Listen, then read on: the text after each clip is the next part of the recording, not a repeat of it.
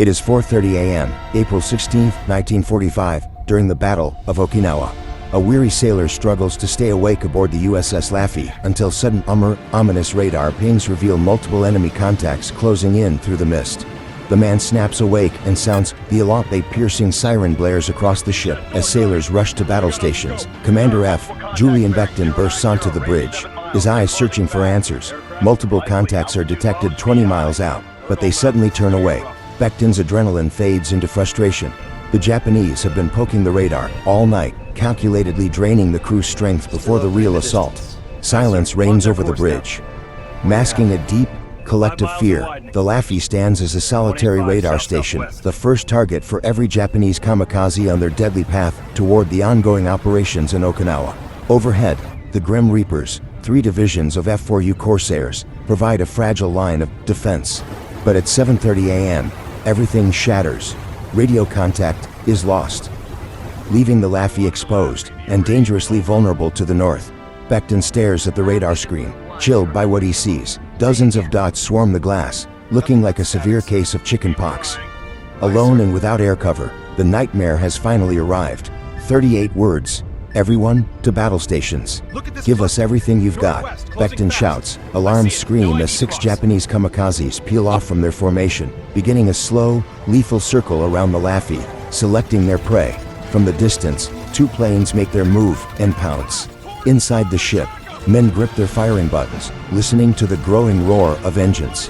Beckton moves to the flying bridge, prepared to drop lead on them. The Laffey's 5-inch main guns thunder fill in the sky with black flak. A Japanese pilot charges through the smoke, but a direct hit disintegrates his aircraft into a massive ball of flame before it can strike. A second plane emerges from the falling debris. Ignore it until the last moment.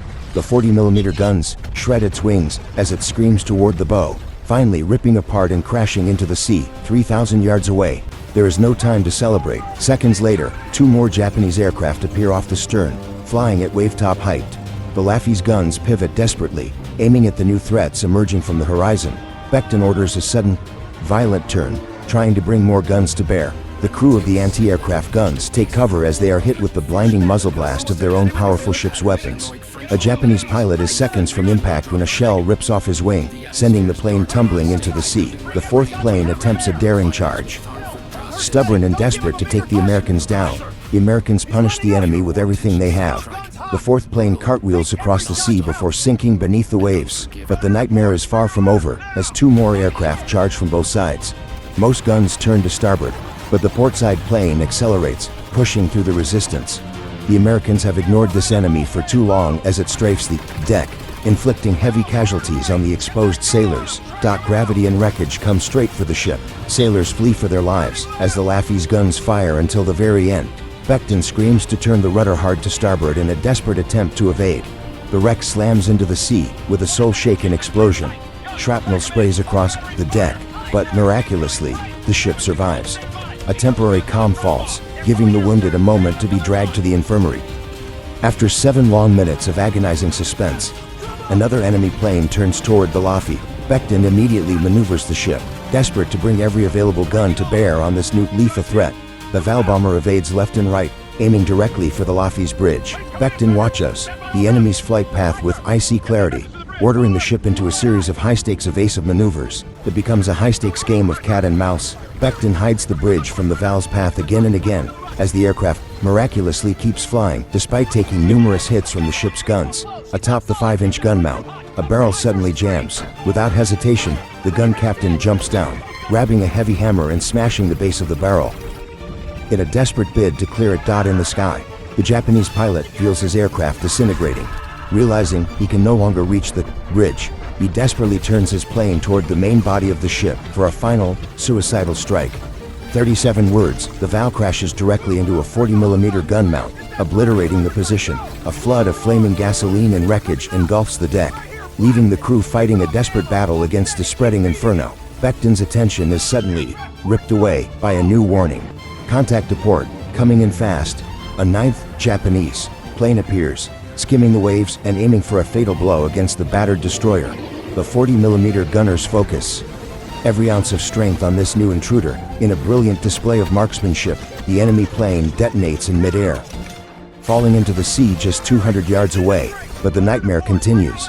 A ninth plane is spotted skimming the waves on the port side, determined to crash. Damaged guns struggle to respond as the enemy enters the range of the smaller 20mm weapons. The 20mm guns join the desperate defense, but the enemy powers through. The pilot sees the ship fill his windshield as he prepares for the end. Gravity and wreckage are coming straight for the Laffey. The Japanese plane crashes into the superstructure behind a 40mm gun, ripping off its wing. Flaming fuel sprays across the deck as the airframe falls off the starboard side. And its bomb finally detonates. Anti-aircraft guns are engulfed in flames, and ammunition crates start to cook off. Firefighting becomes the only priority as men rush to contain the blaze, saving the Laffey from a catastrophic ship-wide explosion. The guns are crippled, and another Japanese plane appears from the rear. With so many weapons out of commission, the volume of fire is not enough. The enemy plane slams into the Laffey's stern. The stern is now a burning inferno, and it's the easiest place to strike. Another plane sweeps in, dropping its bomb directly onto the wreckage, further devastating the interior of the already crippled ship. The explosion takes out the rudder and breaches the hull, locking it on a 26-degree turn to port. The Laffey is now stuck in a perpetual, helpless circle. Unable to evade any further attacks, Becton no longer has enough control to evade. A huge number of enemies fill the sky, so many he cannot even count them. He watches as two more aircraft peel off to begin their final attack. Becton orders flank speed, but it's not enough. The few guns in the stern open fire on the first plane, but it slams into the ship, followed by a second whose bomb fails to explode. The swarm continues to circle, waiting for their turn. Somehow, the ship remains afloat, but Becton knows it's a hopeless battle. The Laffey needs a miracle to survive this relentless, fiery nightmare. Corsairs, they're back. A flight of American fighters charges into the sea, immediately cutting down 4 of the circling Kamikazes. The Grim Reapers have arrived to reclaim the sky over the battered destroyer. The swarm scatters in every direction as a slaughter breaks out. The untrained Japanese pilots are no match for the American fighters, and they go down in flames, one after another, into the sea. But Laffey isn't out of the woods yet. In desperation, several Japanese aircraft make a turn for the destroyer. One dives in with a Corsair hot on its tail as gunners prepare for impact. Becton watches with horror as the enemy plane comes barreling toward him. He drops to the floor. Esto aircraft roared directly over his head, clipping the Laffey's mast in a shower of sparks. The American flag drops onto the deck. Second-class signalman Thomas McCarthy instantly tells a nearby sailor they have to get it back up. In the middle of combat, he retrieves the fallen colors. Mix CARTHY climbs the mast as Becton watches, but doesn't interrupt. He mounts the flag high on a cable for all to see, a symbol of defiance raised amidst the smoke and the wreckage of battle. For more Japanese kamikazes charge in one by one. The gunners take them all down. One gets as close as 50 yards before slamming into the sea, the crew's accuracy saving the ship once again. Becton is impressed by his men's gunnery, but the situation remains dire. An officer asks if they should abandon ship. Becton doesn't hesitate. After so much courage, it would be a crime to let her sink. A bomber sweeps in, dropping ordnance onto the Laffey's battered stern.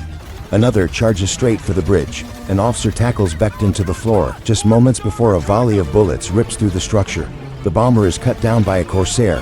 Then another arrives from the port bow. It's hit in the ammunition and explodes right above the sailors' heads, wreckage crashing into the waves as the sky finally falls silent.